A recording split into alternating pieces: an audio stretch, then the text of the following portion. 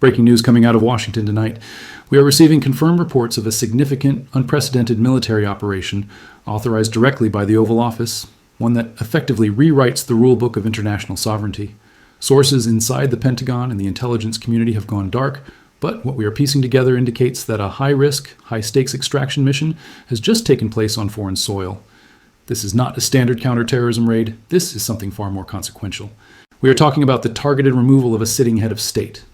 Moments ago, information began to emerge suggesting that U.S. Special Operations Forces have successfully breached the sovereign airspace of a foreign nation, secured a high-value target identified as the country's leader, and are currently extracting that individual to an undisclosed location. The White House has not yet issued a formal statement, but the silence from the West Wing is deafening, and the diplomatic cables are already burning up. If these reports are accurate, the United States has just executed a maneuver that geopolitical analysts have long considered the nuclear option of conventional statecraft. This is a developing situation that could fundamentally alter the global balance of power before the sun rises on the East Coast. We are witnessing a move that bypasses sanctions, bypasses the United Nations, and bypasses traditional diplomatic pressure. It is a direct application of executive force against a foreign regime. The immediate question is not just how this happened, but what happens next. The world is holding its breath, waiting to see if this bold assertion of power stabilizes a volatile region or ignites a conflict that could spiral out of control. What we know so far raises more questions than answers. How does a superpower justify the abduction of a foreign leader under international law? What intelligence triggered this decision now, at this specific hour? And perhaps most critically, how will the targeted nation's allies, specifically those with nuclear capabilities, respond to what they will undoubtedly view as an act of war? This story is moving incredibly fast, and the implications are staggering. To understand the magnitude of what is unfolding right now, we have to look past the headlines and into the machinery of this decision. This isn't just about one leader being removed from a palace. It is about the precedent it sets. We are looking at a scenario where the definition of national borders and executive immunity has just been shattered. To get to the truth of this moment, we have to go back to where it started, in the quiet, tension-filled rooms where the impossible was authorized. The architecture of such a decision is never built overnight. While the public is just now reacting to the shock, the gears of this operation have likely been turning in total secrecy for months. Picture the Situation Room, likely days ago. The President, flanked by the Secretary of Defense, the CIA Director, and the Chairman of the Joint Chiefs, would have been presented with a black binder scenario. The intelligence would have had to be unimpeachable. The risk assessment would have been stark. A high probability of political fallout, a moderate probability of military retaliation, but a necessity to act that outweighed the dangers. When a president gives the order for a snatch-and-grab operation against a foreign leader, they are essentially gambling with history. The logistics alone are the stuff of nightmares for military planners. We are talking about inserting Tier 1 operators, Delta Force or SEAL Team 6, into a hostile capital city, likely heavily defended by loyalist guards and anti-aircraft systems. This isn't a raid on a remote compound in the desert. This is an extraction from the heart of a functioning government. The margin for error is non-existent. A single downed helicopter, a single compromised communication line, and the operation turns from a strategic masterstroke into a catastrophe echoing the tragedy of Desert One in 1980. But tonight, it appears the gamble was taken and the dice have landed.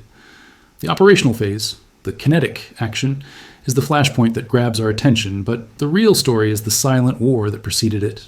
Before the first boot hit the ground, the NSA and Cyber Command would have likely initiated a localized blackout, blinding the target nation's radar and severing the leader's communication with their military command. It is a terrifying display of modern warfare where the first shot fired is digital, ensuring that the target is isolated, confused, and vulnerable long before they hear the sound of approaching rotors.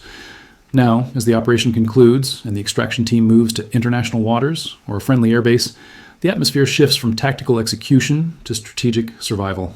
The world is waking up to a vacuum. The leader is gone. The palace is empty. The chain of command in the target nation is severed. In these initial hours, chaos is not just a side effect. It is a weapon. The United States is counting on a period of shock and paralysis within the opposing regime to prevent an immediate military counterattack. But this paralysis is temporary. The psychological impact on the global stage is immediate and visceral. Leaders in capitals from Moscow to Beijing, from Tehran to Pyongyang, are looking at this news and realizing that the calculus of their own security has changed overnight.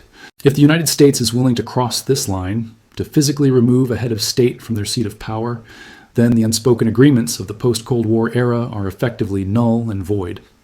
The concept of regime change has shifted from a long, drawn-out process of sanctions and proxy wars to a sudden overnight reality.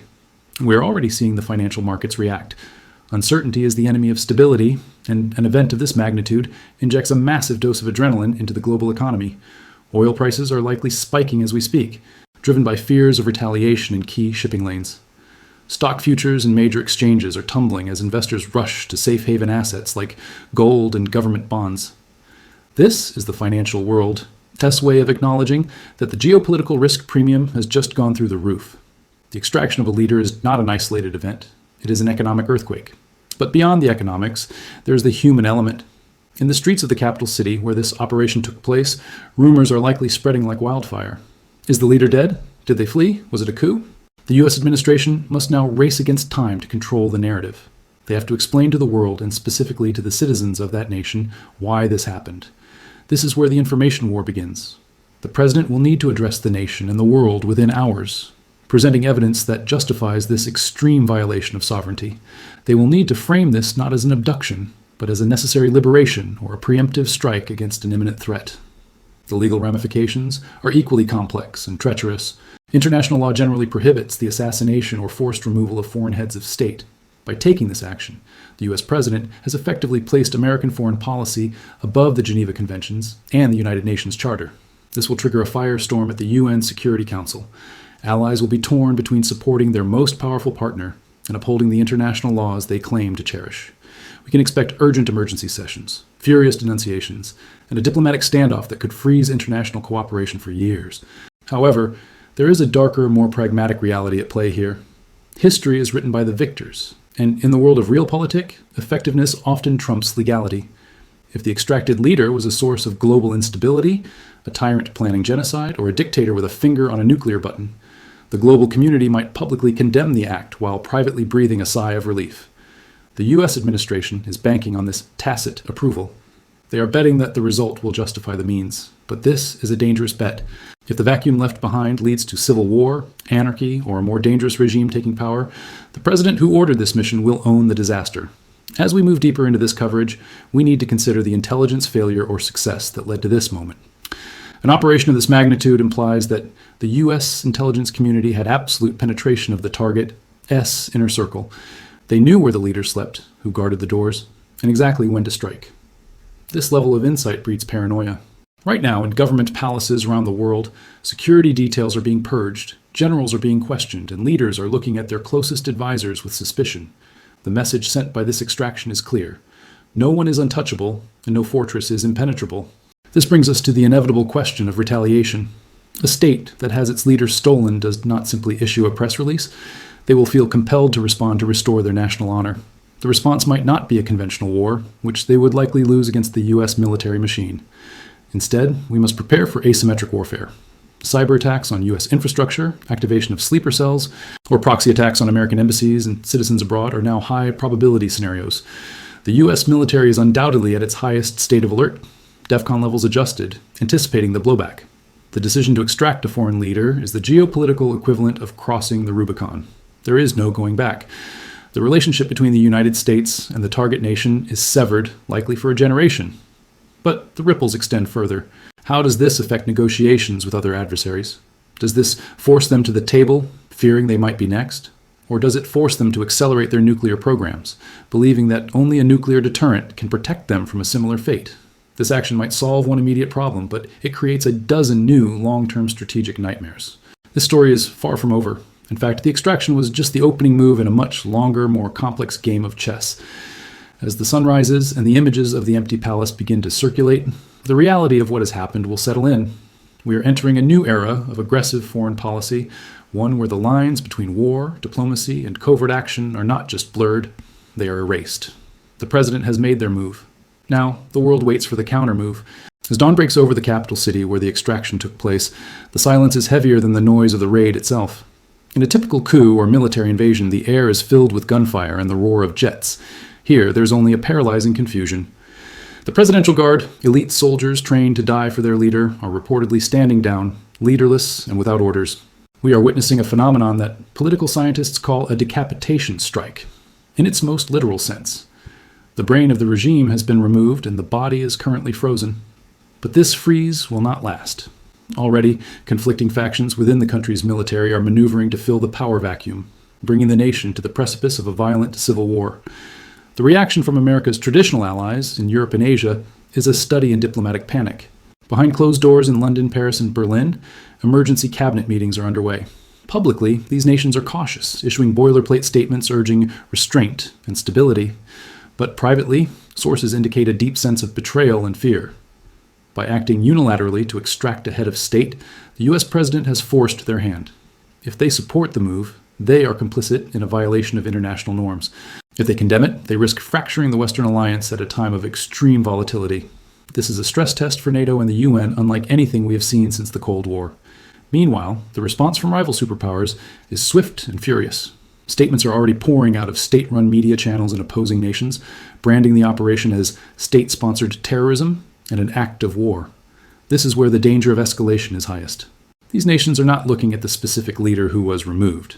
They are looking at the methodology. They see a world where American special forces can descend anywhere, anytime, to snatch anyone. To restore deterrence, these rival powers may feel compelled to mobilize their own military assets, perhaps moving troops to borders or conducting aggressive naval exercises, signaling that they will not be the next victim. Back in Washington, the political atmosphere is electric and deeply polarized. The president's bold move has effectively bypassed the checks and balances usually required for war. Congressional leaders are demanding answers. The War Powers Resolution is being cited, with lawmakers from both parties arguing over whether this operation constitutes an imminent threat response or an illegal act of aggression. The White House press briefing room is packed, awaiting the press secretary, but the real action is happening in the classified briefings on Capitol Hill. The administration is likely sharing the smoking gun intelligence that justified the mission, evidence so damning that it ostensibly left them no choice but to act. However, the public narrative is more complicated. For the American people, waking up to news that their military has seized a foreign leader brings a mix of pride and anxiety. There is a rally around the flag effect, certainly, but it is tempered by the memory of past interventions that promised quick resolutions and delivered decades of quagmire. Social media is ablaze with debate, oscillating between celebrating a decisive blow against tyranny and fearing the inevitable blowback. The question trending across every platform is simple. Are we now at war? The answer, unfortunately, is that we have entered a gray zone where the old definitions of war and peace no longer apply.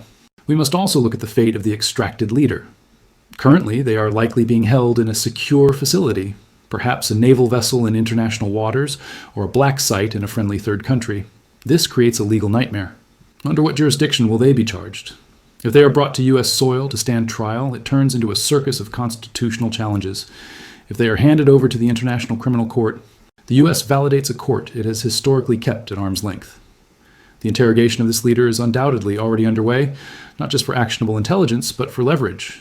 They are no longer a president. They are a bargaining chip of the highest order. The human impact on the ground in the target nation cannot be overstated. With the government paralyzed, essential services are at risk of collapsing. The currency is likely in freefall, and fear is driving people to stockpile food and fuel. We are beginning to see the first images of refugees heading toward borders, anticipating the violence that often follows a power vacuum.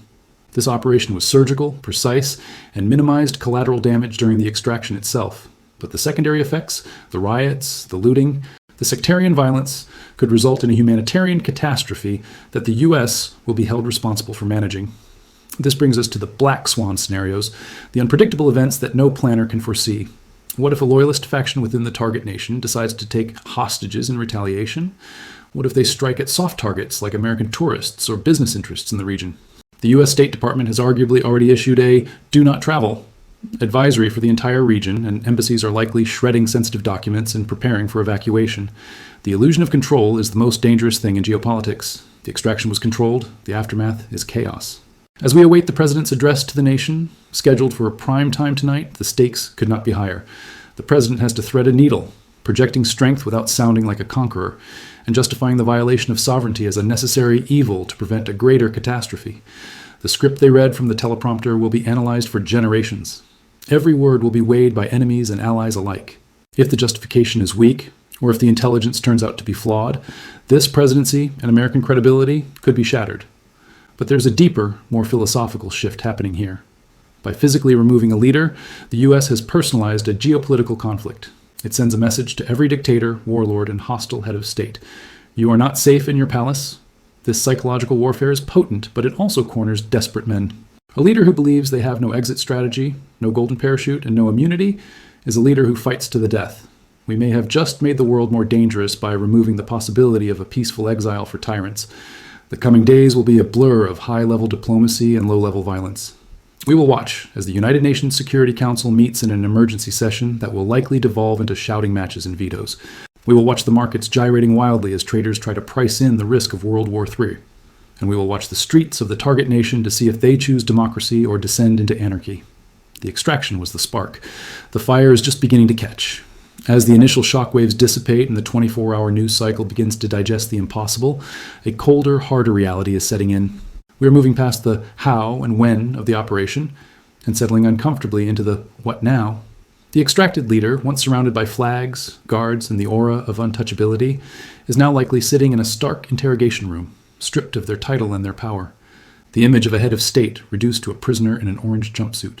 Or a gray holding cell is a visual so potent it will likely define the next decade of international relations.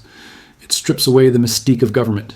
It reminds the world that authority is fragile, and that, at the end of the day, a president or a prime minister is just a person who can be reached, touched, and removed. The most terrifying aspect of this event isn't the operation itself, but the precedent it establishes. Pandora's box has been cracked open, and the contents are spilling out into the global arena. For centuries, the concept of Westphalian sovereignty, the idea that a state has absolute control within its own borders, has been the glue holding the international system together. Tonight, that glue has dissolved. If the United States can unilaterally decide that a foreign leader has forfeited their right to rule and physically remove them, what stops other superpowers from adopting the same logic? We have effectively legitimized the weaponization of kidnapping as a tool of statecraft. We have signaled that if you are powerful enough, the borders of your adversaries are merely suggestions, not laws. This shift will inevitably accelerate the arms race, but not in the way we traditionally understand it. Smaller nations, realizing that conventional armies cannot protect their leaders from American special forces, will turn to the ultimate insurance policy, nuclear proliferation. The logic is brutal, but sound. If a regime believes the only thing stopping a U.S. extraction team is the threat of a nuclear launch, they will starve their people to build a bomb. We may have removed one dangerous leader today, but in doing so, we may have incentivized the creation of a dozen nuclear-armed fortress states tomorrow. The price of this tactical victory might be a strategic catastrophe that our children will be forced to manage. Domestically, the president who ordered this mission is now walking a tightrope over a canyon. If the country stabilizes and a friendly democratic government rises from the ashes, they will be hailed as a visionary who had the courage to act. They will be compared to the leaders who dismantled the Iron Curtain. But history is rarely that kind. If the country devolves into a failed state, becoming a breeding ground for terrorism and extremism, this operation will be viewed as a blunder of historic proportions.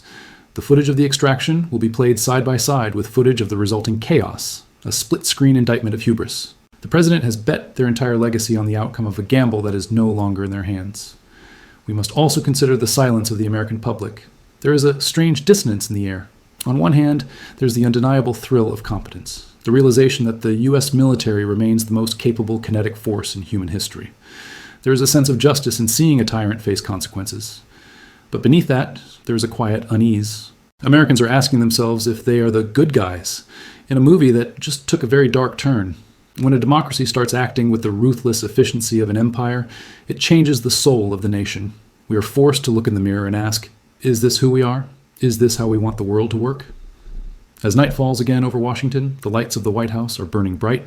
Inside, analysts are tirelessly working to predict the unpredictable, mapping out retaliation scenarios that range from cyber attacks on Wall Street to assassinations of American diplomats.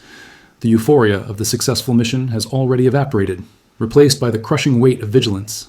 The United States has proven it can reach anywhere, but it has also proven that the rules of the game no longer exist.